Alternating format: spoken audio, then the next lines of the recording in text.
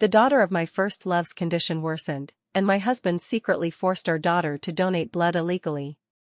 As a result, our daughter suffered excessive blood loss and lay in the emergency room, her life hanging in the balance. At the same time, the daughter of my first love recovered normally, and my husband excitedly distributed celebratory candies throughout the entire hospital. In the end, our daughter could not be saved, and until the very last moment of her life, my husband never showed up. I was completely heartbroken, holding my daughter's portrait as I returned home. In the empty house, I drafted the divorce agreement alone. At 2 o'clock in the middle of the night, I sat on the living room sofa holding the photo, quietly waiting for Ethan to return. The moment he pushed the door open, I was stung by the surprise and dissatisfaction in his eyes. "Sitting here silently so late at night, who are you trying to scare?" His voice carried reproach and irritation. I lifted my head, stood up abruptly, and stared straight at him. My tone was filled with grief and anger. "Ethan, who do you say I'm scaring? I'm waiting for you. Waiting for my good husband to give me an explanation." He frowned, seemingly puzzled by my agitation. "You're still holding a grudge over the blood donation?" My tears suddenly fell. He walked to the sofa and held me, trying to calm my emotions. "Tina, as the older sister, donating a bit of blood to Emily is no big deal. You're a mother too, so understand, Emily needs the transfusion, and our Tina is the only match. Blood donation is a virtue of helping others. We've taught Tina since she was young to be helpful. Just now, the patient was in danger, and as the child of a doctor, Tina should lead by example in helping others." 2,000 cubic centimeters. "Ethan, you beast, there are so many blood supplies in the blood bank you didn't use, yet you insisted on making Tina donate 2,000 cubic centimeters?" I looked at him angrily, my body trembling uncontrollably from rage and despair. I never imagined that Ethan could be so cold-blooded, willing to sacrifice even his own daughter for the child of his first love. Ethan was stunned, and the expression on his face began to turn impatient, as if I were making a fuss over nothing. "Claire, Emily was on the brink of death at the time. As a doctor, I need to fulfill my responsibilities. Besides, it's not as serious as you make it out to be. It's just donating some blood, only 2,000 cubic centimeters, just rest and recuperate, and it'll be fine." What a casual only 2,000 cubic centimeters, how much blood does a human body have in total? Tina is so young, yet he drew 2,000 cubic centimeters from her? And it's because of this 2,000 cubic centimeters that my baby lay in the emergency room being resuscitated for a day and a night. My daughter was still so young, and because she was forcibly drained of blood, she never opened her eyes again.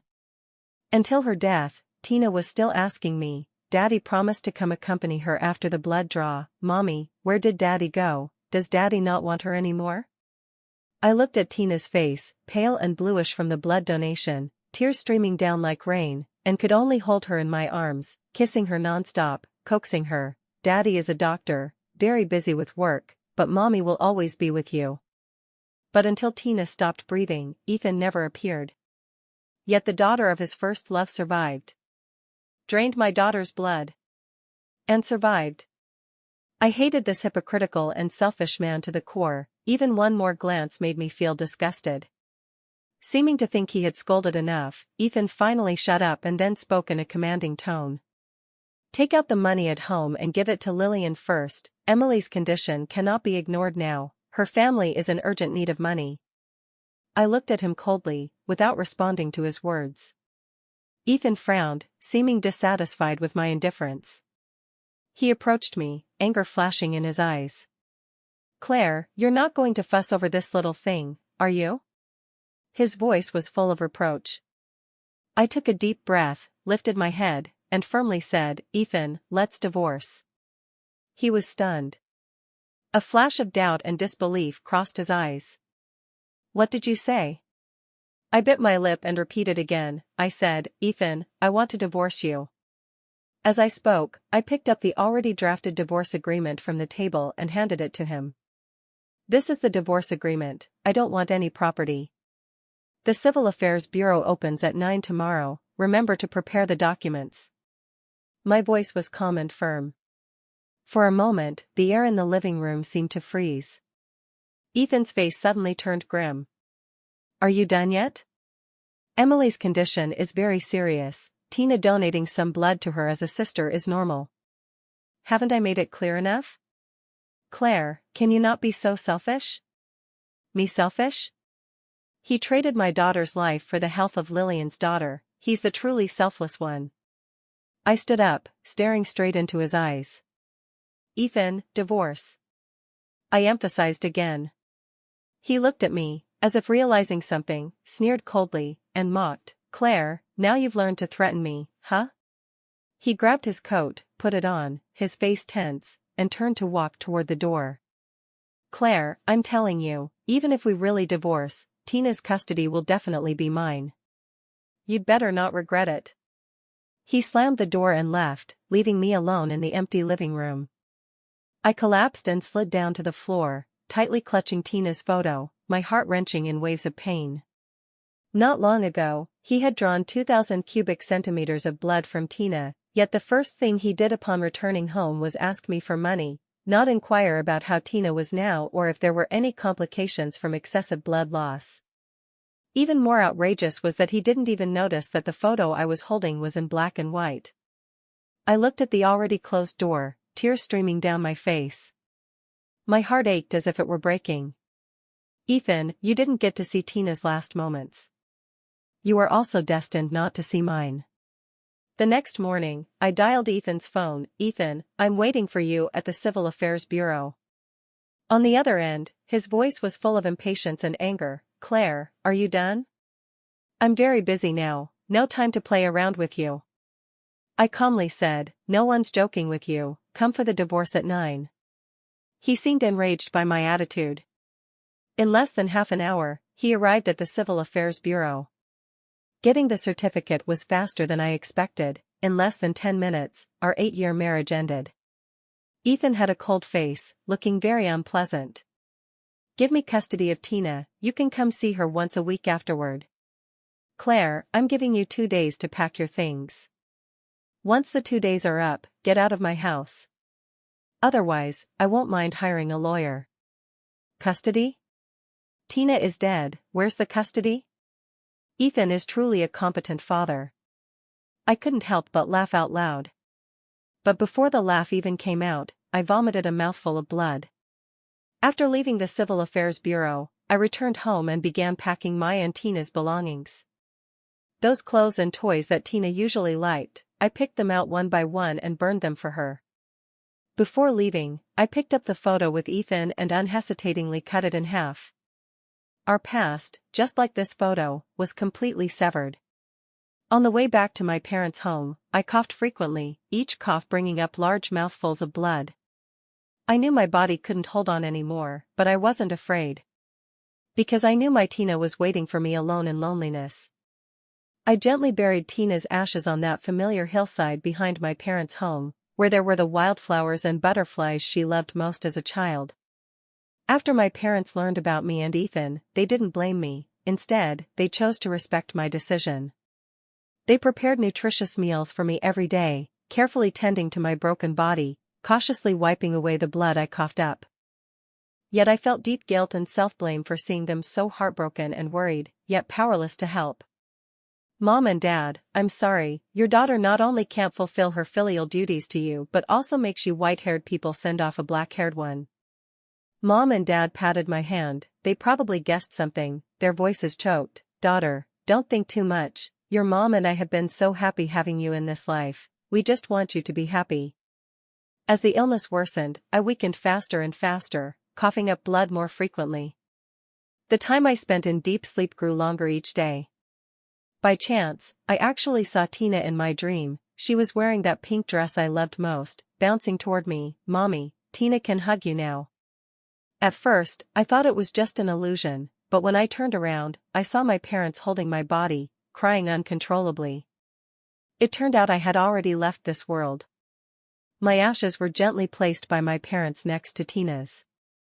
Mommy, why can't Grandma and Grandpa see you now? I touched Tina's face, but we can still stay by their side. I held Tina and stayed by my parents' side for several days until their emotions stabilized. Then I took Tina and floated to the hospital where Ethan was. Even though Ethan had drained her blood, Tina's only wish before death was to see Ethan one last time. And now Tina was dead. I would fulfill Tina's dying wish, letting her see him enough. In the hospital, Tina saw Ethan and excitedly rushed in front of him to talk, trying to get his attention. But Ethan couldn't see us at all, his eyes were only on work and patients. We followed behind Ethan, walking through most of the inpatient department. Ethan suddenly reached out to stop a doctor. "Lisa, how was my daughter's recovery before discharge?" His voice revealed undisguised concern. "Oh, your little girl is so well behaved, doesn't cry during injections, she was just discharged a while ago."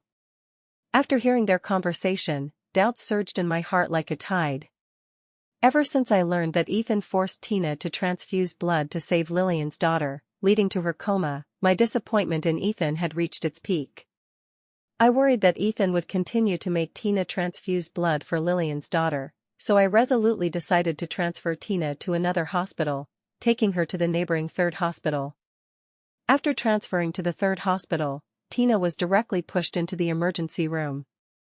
The busy figures of the doctors and the tense atmosphere made my heart twist like a knife. "Tina, you must be strong, Mommy is here with you," I said, choking. I stood outside the emergency room, praying for Tina to turn the corner. Unfortunately, fate did not favor us. After several hours of resuscitation, the doctor finally shook his head helplessly and told me that Tina had passed away due to unsuccessful rescue efforts. At that moment, I felt as if I had fallen into an endless abyss, my heart as dead as ashes. But how could this doctor say my daughter recovered well? Has Ethan been doing too many surgeries lately? How come his memory seems poor? He was watching his daughter's condition throughout. On the day she was discharged, he distributed celebratory candies to the whole hospital, and everyone praised him as a good dad. After hearing the doctor's words, I was struck as if by lightning. So Ethan's colleagues mistook Lillian's daughter for his own? Clearly, my soul could no longer feel pain, yet I trembled all over in agony. The day Lillian's daughter was discharged was the day Tina died. When Tina's face was pale, helplessly crying in pain for Daddy, Ethan was celebrating the discharge of Lillian's daughter. When he held Emily's hand, distributing celebratory candies everywhere, did he think about his daughter who had 2,000 cubic centimeters of blood drawn by him? As a doctor, did he consider how much harm donating 2,000 cubic centimeters of blood could cause? When he was celebrating Emily's discharge, my baby Tina was lying on the hospital bed, closing her eyes forever. Emily was treated by everyone as your daughter, so what exactly are Tina and I in your heart? You had time to distribute candies to colleagues, but no time to reply to my messages? To come see your daughter? Recalling these, I couldn't help but tears streamed down my face, my heart cut like a knife. Tina beside me seemed to sense my unhappiness. "Mommy, don't worry, I'll always be by your side." I don't know if the 8-year-old Tina understood the doctor's words nearby. After that, she no longer called for Daddy. After Ethan got off work, Tina and I followed him floating back to our former home. Although Tina no longer called for Daddy, being able to follow by Ethan's side, Tina was still very happy. Tina had always craved fatherly love. However, when we arrived at the door, the scene before us stunned both Tina and me. The one who opened the door was actually Emily. She handed Ethan a pair of slippers at the door. "Uncle Ethan, you're finally back. You got off work really late today, you have to tell me 2 bedtime stories tonight," Emily said playfully. Okay, as long as you're healthy, Uncle will agree to anything." Ethan indulgently patted Emily's head. "Ethan, don't listen to her, she's been spoiled by you now, doesn't listen to anything I say." Lillian, wearing an apron and holding stir-fried dishes, came out of the kitchen. Looking at this harmonious family of 3 before me, my thoughts couldn't help but drift back to the past. When Tina just started elementary school, because her body was relatively weak, other kids often snatched her snacks. As days went by, some classmates even started collecting so-called protection fees from Tina. If Tina refused, they would poke her arms with pencils. After discovering Tina's injuries, I took Ethan and immediately found the school teacher. "Your school is considered one of the top elementary schools in Rongqing. How come no one noticed such a big issue as campus bullying?" I asked, suppressing my anger. "Tina's parent, you know the kids just started elementary school. There are too many students in the class, the teacher really can't manage them all. I've called the other parent over, you two can understand the situation with each other and see what's going on." Misunderstanding, teacher, don't take it to heart, we know the other parent." After seeing the other mother, Ethan's eyes lit up immediately. In the end, under Ethan's mediation, this campus bullying incident was left unresolved. Looking at the person who hurt Tina before me, I felt immense anger. But Ethan kept holding me back, not letting me go over. Kids fighting over toys is common, isn't it? It's just that this time it might have been a bit heavier. Don't be so petty. For the child's health, we should let go and let her communicate with the kids herself. After hearing Ethan's words, it directly ignited my powder keg. "Pa, let go? If I let go any more, my daughter's skin will rot." Ethan continued, "I'm very familiar with the mother of the girl opposite, she definitely wouldn't let her daughter do such a thing." As Ethan spoke, his gaze on the other parent became gentle. "Familiar? Being familiar allows her to indulge her daughter in bullying Tina? I think you're blinded by lard." I angrily refuted Ethan. "I really can't reason with you." Later, I learned that Emily's mother was Ethan's first love, the one he sought but couldn't have. In their final years, they had the most enviable romance. But they were forcibly separated. Ever since Ethan reunited with Lillian, he seemed like a changed person, often not coming home for meals, always saying he was busy with work. Every time I called, he would hang up after a few hasty words, his tone full of impatience. On Tina's birthday, I specially prepared her favorite foods and bought the princess cake she had been longing for. With full anticipation, I dialed Ethan's phone, hoping he could come home early to accompany our daughter for a happy birthday. But what came from the other end was Ethan's indifferent voice. "I'm helping Lillian move right now, no time to come home for dinner. Today is Tina's birthday, no matter how busy, you have to come home." I accompany Tina every year. This year I really can't get away. Lillian's moving has a ton of things to handle. You celebrate with Tina, wait until next year, I'll make it up to her next year. Ethan's tone had no trace of apology, as if this was the most normal thing. I held the phone, my hands trembling. At that moment, I felt my heart being ruthlessly torn apart, painful to the point of breathlessness. A few days later, Tina suddenly had a persistent high fever, her face pale. Anxious, I took her to the hospital. Tina was diagnosed with acute pneumonia and needed immediate hospitalization. I dialed Ethan's phone again. "Tina is sick, acute pneumonia, bring the ID and medical records from home to the hospital now." The other end was silent for a moment, then Ethan's voice came. "I'm not in Rongqing, Emily isn't feeling well, Lillian and I brought her to Beijing for checks.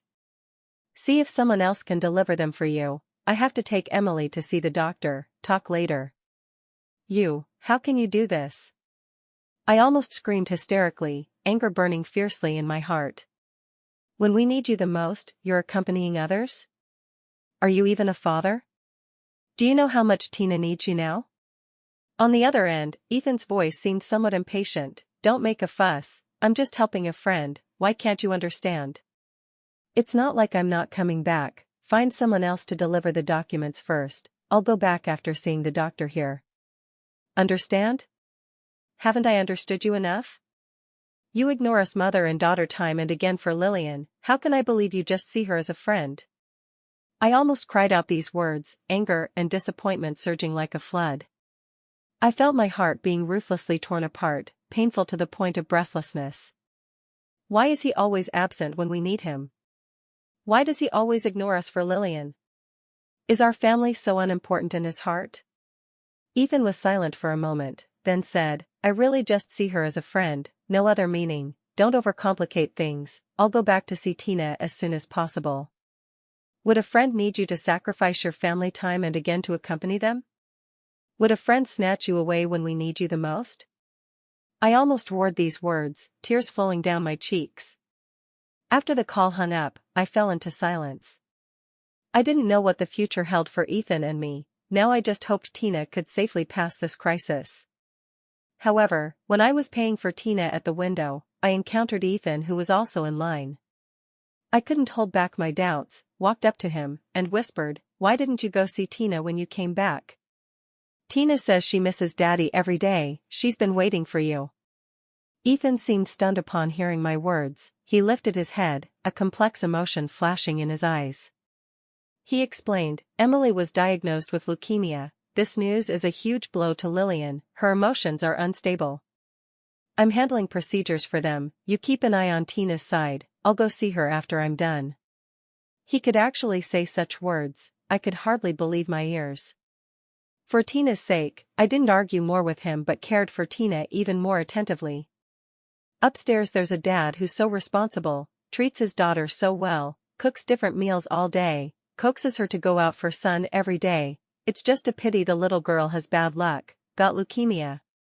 The patients in the ward discussed hospital gossip every day. I suppressed the anger in my heart, pretending not to care, and continued busying myself for Tina. But every time I heard those praises about the good dad upstairs, my heart ached like being pricked by needles.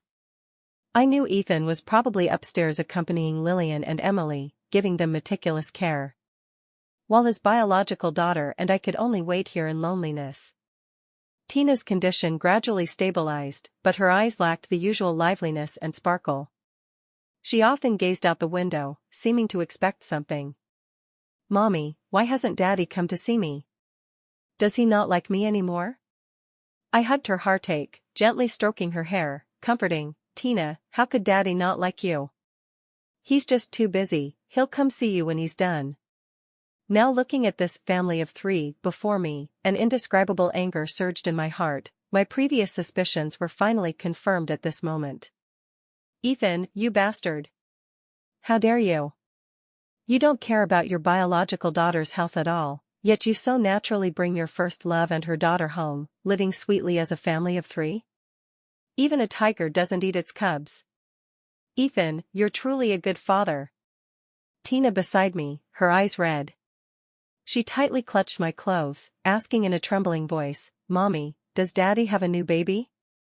My heart twisted like a knife. I hugged Tina tightly, softly comforting, "Don't be afraid, Mommy is here." At this moment, the atmosphere at the dinner table suddenly became subtle. Lillian seemingly casually mentioned Tina. "Ethan, Tina is alone with Claire. I'm a bit worried Claire can't take care of the child by herself. Since you've taken in us mother and daughter to live in your home, I can help take care of Tina too. She and Emily are the same age, they should play well together." As soon as Lillian finished speaking, Ethan's face suddenly stiffened. His eyes flickered, seemingly guilty as he avoided Lillian's gaze. Clearly, he had long thrown his biological daughter to the back of his mind.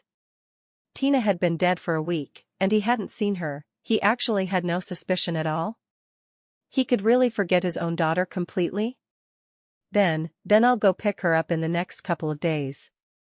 Ethan stammered, seeming to feel how outrageous he was, a flash of embarrassment on his face. "Thanks for the trouble, the unit is really too busy, can only ask you to take more care." Lillian pretended to be generous and waved her hand. "Ethan, why be polite with me? If not for you, Emily might still be lying in the hospital who knows how long. Now that we mother and daughter have a place to stay, we're already very grateful to you." Listening to their conversation, an indescribable rage surged in my chest. I wished I could rush over and slap them 200 times. At bedtime, Lillian and her daughter moved into the small bedroom that Tina and I once shared warmly. I was glad I had packed everything in advance, otherwise, the thought of them touching and using these things made me sick to the point of unbearability. I stood on the windowsill, seeing Ethan holding his phone, brows furrowed. He walked to the kitchen, dialed my number, but it never connected. He frowned and began typing quickly on the phone screen. "Claire. Hurry and send my daughter back. Tina costs 3,000 yuan a month just for medicine. What do you have to raise a child with? I watched all this coldly, anger burning like flames in my heart. This hypocritical man had forgotten Tina's existence a minute ago, now pretending to care about his daughter. After Lillian came out of the bedroom, with a concerned expression, she walked to Ethan's side and softly asked, "Ethan, when do you plan to bring Tina back? So I can prepare her favorite dishes in advance." Ethan's face darkened, he lifted his head and said disgustedly, "I can't contact her at all now, she's hiding from me, afraid I'll take Tina's custody. She doesn't even look at her own weight, it really pisses me off." Lillian immediately put on a worried look. "Claire has been a housewife at home for so many years, now that you've suddenly divorced, how can she manage as a woman alone?" "It's all because Emily is useless, insisting on using Tina's blood transfusion, saying they're good sisters. I was too anxious at the time and called you." Listening to her words, the disgust in my heart grew stronger. Clearly, she and Ethan harmed Tina together, yet now she pretends to be innocent. Ethan didn't see Lillian's hypocrisy at all. He comforted, "Lillian, this has nothing to do with you, the two little sisters get along well, Tina donating some blood to Emily is no big deal, blood donation is beneficial to health." I stood aside, listening to their conversation, anger and grief surging like tides in my heart. I looked down at Tina, she stood silently beside me, tears welling in her eyes. She gripped my hand tightly, as if seeking a bit of comfort from me. I really hated myself. Why didn't I see Ethan's true face back then? Why believe his lies? Now I can only watch Tina float by Ethan's side, unable to provide her any substantial help. Ethan sat there, looking righteous. Claire has been a housewife too long, her perspective on things is shallow. Blood donation is clearly a good thing, but she insists on harping on it. After hearing his words, Lillian was clearly stunned but didn't continue. The next day when Ethan went to work, I held Tina's hand and watched coldly. He walked absent-mindedly in the corridor, stopping from time to time, seeming to think about something. Then he came to the inpatient department to find the doctor he encountered the previous day. "Lisa, do you remember which hospital my daughter was transferred to?" Dr. Lisa looked at him in surprise. "Ethan, what joke is this? When did your daughter transfer hospitals?" After hearing Dr. Lisa's words, Ethan's face instantly became ugly. He stammered. Lisa, that wasn't my child, that was my classmate's child. My daughter was the one who donated blood then." "What? The little girl who donated blood and fainted is your daughter? The one you were running around for was your female classmate's daughter?" Dr. Lisa emphasized female classmate in surprise. Ethan nodded awkwardly, he knew he had really made a big joke this time. Dr. Lisa looked at him, her attitude changed, directly sarcasm. "Ethan, what can I say about you? Not taking care of your own child, running to care for someone else's. Aren't you just a complete sucker?" Upon hearing the conversation between Ethan and Dr. Lisa, the crowd exploded instantly. Of course Dr. Ethan cares so attentively, the inpatient department says there's a good dad in the building. Sigh, his own daughter is hospitalized, yet he goes to accompany a friend's daughter. I think that's not a friend, more like a girlfriend. A middle-aged woman frowned, couldn't help but speak sarcastically. Dr. Ethan's biological daughter is so obedient, doesn't cry during daily injections, just stares at the door saying she misses daddy. We were saying then, what kind of dad is so heartless, doesn't even come see his sick daughter?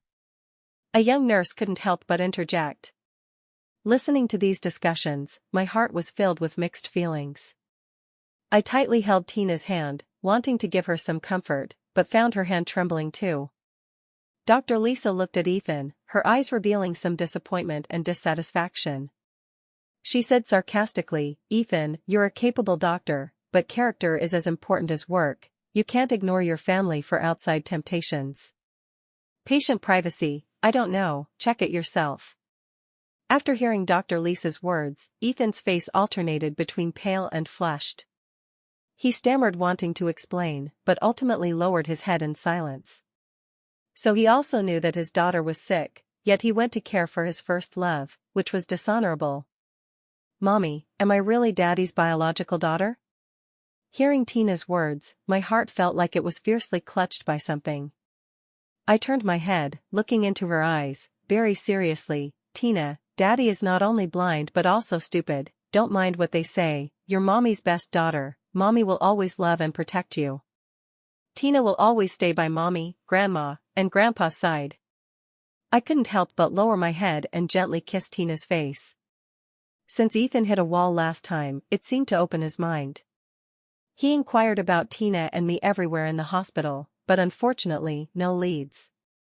Ethan kept dialing the phone, but each time only heard the cold prompt, "Sorry, the number you dialed is temporarily unavailable." He gritted his teeth in anger, wishing to smash the phone. Claire, this neurotic, don't know where she took Tina, so many days not answering calls or messages, after divorce, her wings have hardened. Ethan complained angrily, his facial expression very ugly.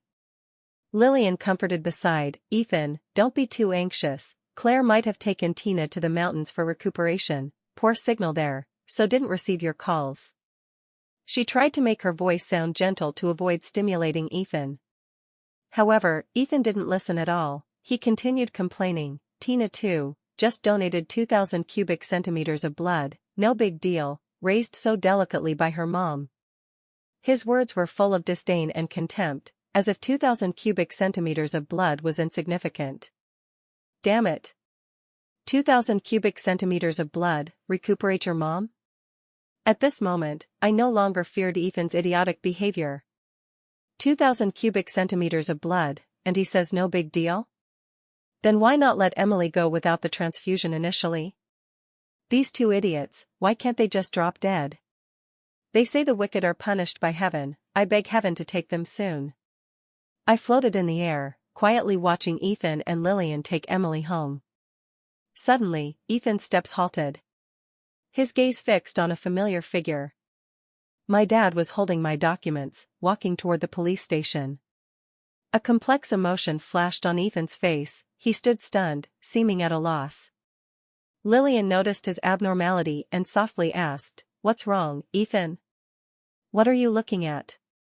Ethan didn't answer, just took a deep breath, then as if making a decision, turned and chased after.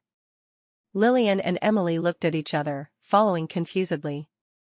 I floated to Dad's side, looking at his back, a sourness surging in my heart. I stood aside, watching Tina float toward Father. Her little hand tried to hold Father's hand, but like touching air, passed right through. She turned her head, eyes with confusion and sadness. "Mommy, can we never touch Grandma and Grandpa anymore?" Tina said softly, her voice tinged with worry. I sighed gently, a bitter smile on my lips, "Yes, but we'll always stay by Grandma and Grandpa's side." Looking at Father's aged and lonely figure, a strong regret surged in my heart. Why waste so much time on Ethan before? Was he really worth it? At this moment, Ethan caught up and blocked Father's path.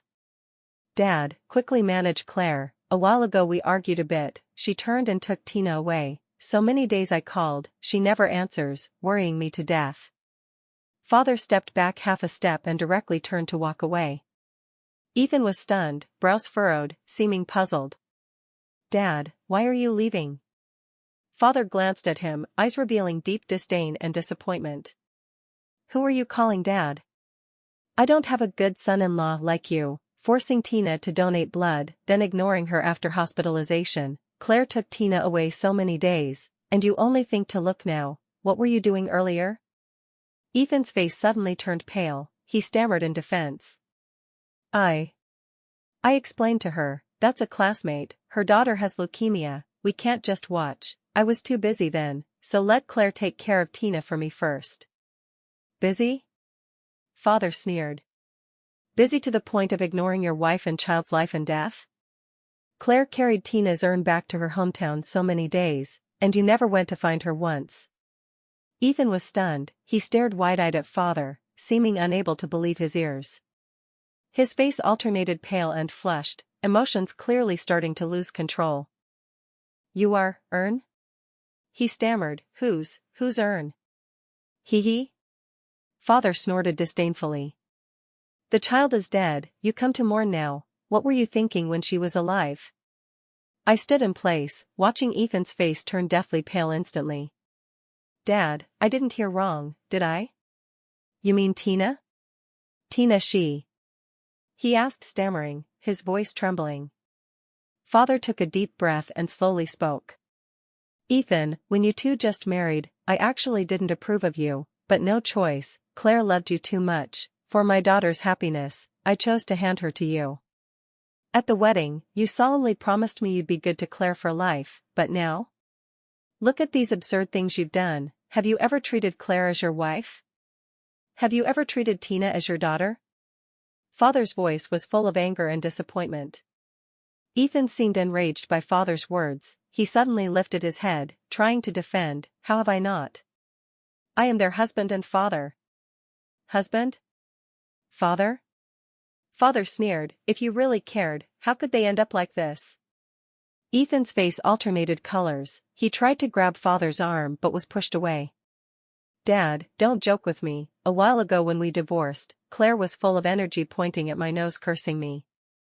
His voice carried pleading and unease. Father ignored him and walked straight ahead. Ethan didn't give up. He followed closely behind Father, shouting, Dad. Tell me this isn't true. Claire won't leave me. Father stopped, turned around, looked at him coldly. You think I'm joking? These are Claire and Tina's death certificates, see for yourself. Saying that, Father took 2 papers from his pocket and handed them to Ethan. Ethan stared blankly at the 2 papers, hands trembling as he took them. His eyes fixed on every word, as if engraving them into his heart. No, impossible. He suddenly lifted his head, eyes red, looking at Father. This can't be. How could Claire die? This must be fake. Fake? Father sneered. You think I'd lie about this? Claire and Tina are gone, you'll never see them again. Ethan's body trembled violently. He couldn't accept this fact at all. Behind, Lillian with Emily hurriedly caught up to Ethan. Lillian cautiously held his arm, softly asking, Ethan, what's wrong with you? Ethan turned abruptly, eyes bloodshot, like an enraged beast. He fiercely shook off Lillian's hand. Get lost. Ethan, what's wrong with you? Emily was also scared by Ethan and cried loudly, crying while shouting, Uncle Ethan bad. Uncle Ethan pushed Mommy. Ethan acted as if he didn't hear, his gaze empty and despairing. He muttered, No, this can't be. I need to find out. Saying that, he turned to leave. Seeing this, Lillian hurriedly pulled Emily away. I stood aside, coldly observing all this. Looking at Ethan's lost soul appearance, I couldn't help but sneer inwardly. Now you panic? Hee, too early or too late. Ethan walked to my dad, hands trembling, holding the 2 death certificates. His voice carried choking and pleading, Dad, you pet these yourself, right? Claire and Tina aren't really dead, right? Looking at Ethan's appearance, I felt a wave of disgust. My dad said coldly, Who is this hypocritical act for now? Ethan lifted his head, looked at me, eyes flashing complex emotions. He opened his mouth, seeming to want to explain, but ultimately remained silent. Dad, He looked at my dad again, voice with pleading, I know I was wrong, I'll make up for it, I'll find Claire and Tina back. My dad glanced coldly at him, said, Make up?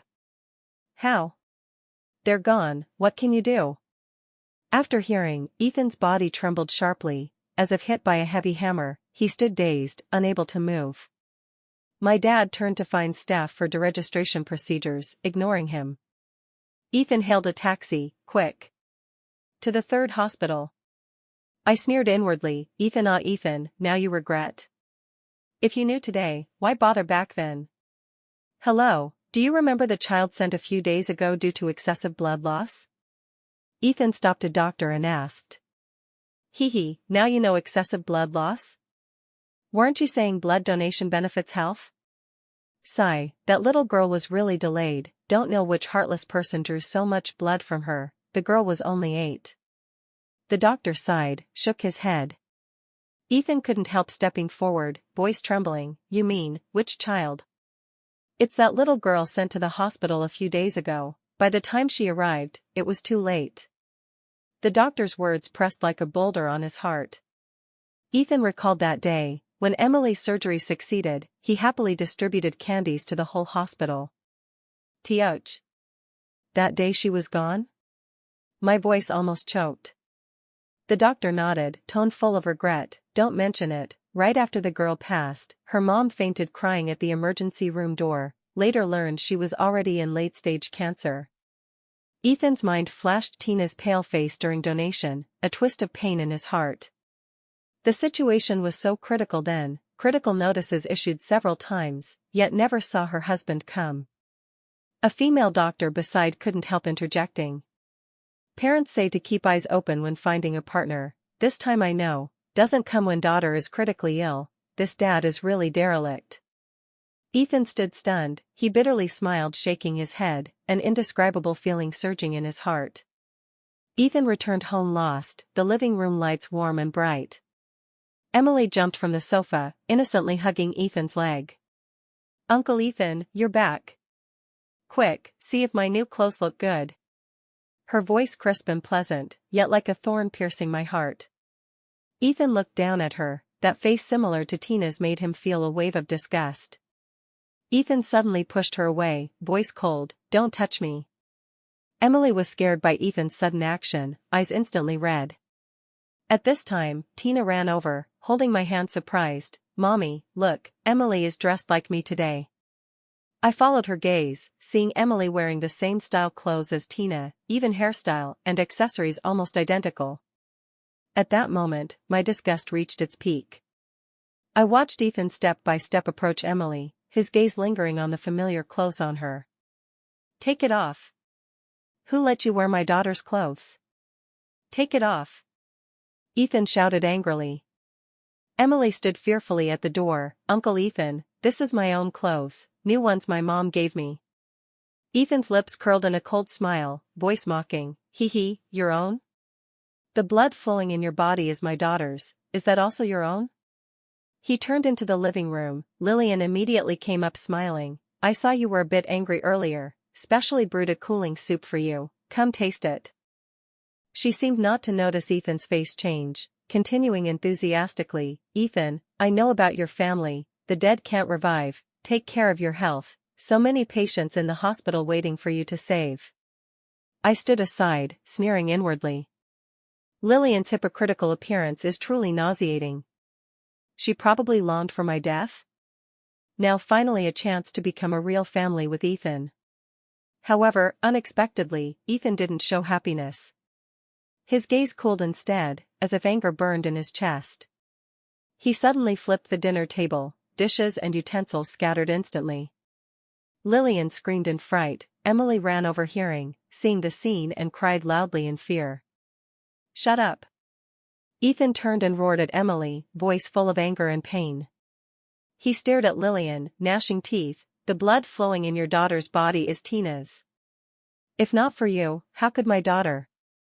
Lillian's face changed too. She angrily retorted, Ethan, are you okay?